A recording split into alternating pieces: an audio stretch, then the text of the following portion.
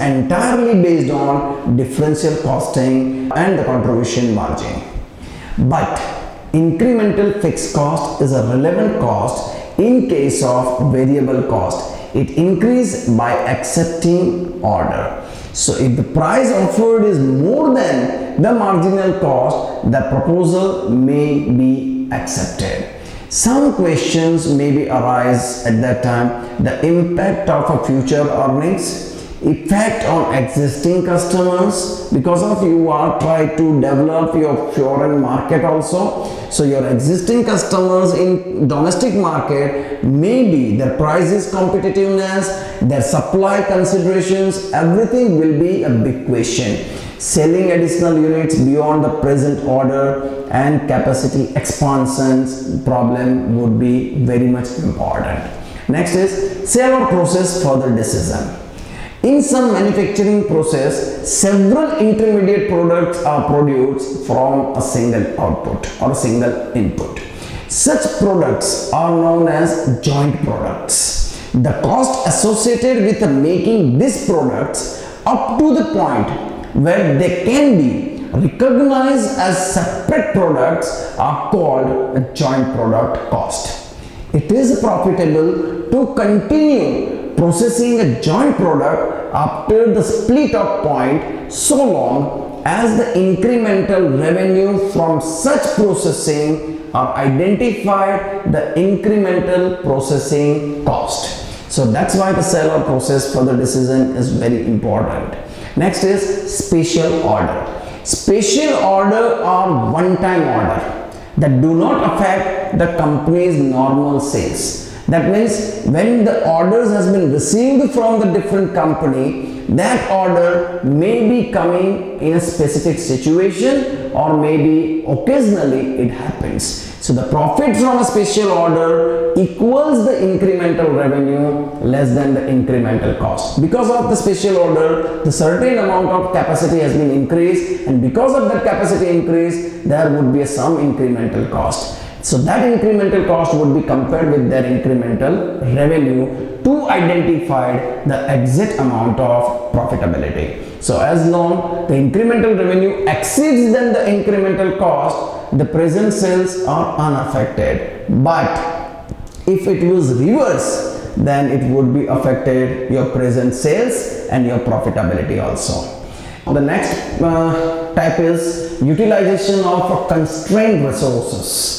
Whenever the demand exceeds the productive capacity, a production constraint comes into existence. This means that the company is unable to fill all orders and some choices have to be made as regards fulfillment and non-fulfillment of the orders. So that means sometimes it happens, maybe they will not fulfill all the orders, and maybe in the situation they will try to fulfill all the orders. So this means that the company is unable to fill all orders and some choices have to be made as regards fulfillment or non-fulfillment orders. It means that the company is unable to put all orders and some choices have to be considered against requirement of fulfillment and non-fulfillment.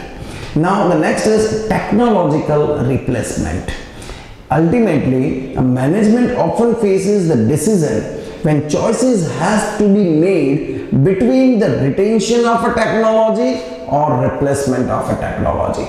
Because of certain period of time and the competitive market and the development of the market, the technology upwards and upgraded every now and then. So that is why the company also wanted to upgrade their production capacity and changes the technological replacements. This decision is based on a consequent savings in the cost after installing a new machine, which would result in the increased profitability. It means that we need to assume that after changing of the technological reforms, there would be any possibility for increasing of a profitability. If say yes, then you can understood how this technological replacement of benefits. Replacement of technology is a capital investments, because of you are going to change your plant, your whole production technology. So it means it is a capital investment, which is a long-term decision require the use of discounted cash flow technique.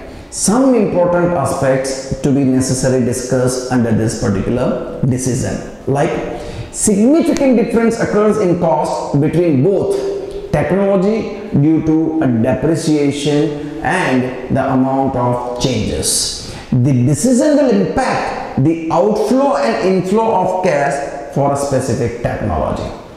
Why it is actually cash inflow and outflow? One, that because of you are actually change of your technology, you are invested capital money in the business, and because of that investments, maybe your capacity has been increased, your sales also been increased, and then some amount of cash inflow comes in the business. So the decision of selling the old technology must be considered for the analysis. The company must identify as to which time is fit for the replacement of technology, as would be help reduce the cost. That means they need to identify the right time to replace the technology.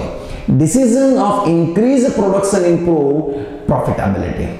However, if the market does not accept the increased production, then the new technology becomes fertile. So that means they need to identify. Moving to the next type, that is determining optimum production mix. If a company manufactures more than one product, a problem occurs, as they need to identify the which product and which type of product mix and sales mix would be earning a maximum amount of gain and profitability. So the product mix gives maximum amount of contribution to the ideal product mix. Therefore, in order to determine the best product mix to earn a maximum amount of contribution and each product, for that they need to calculate it and evaluated their contributions separately, and then that would be identified with the comparison of other products and find out the maximum amount of contribution that would be beneficial. So moreover, the production must be prioritized in order so that it can give the maximum amount of contribution per unit. This is what all about all the types for decision making, in that the decision making is very much understood by the different methods, would be helpful for managerial skills and managers development. Thank you.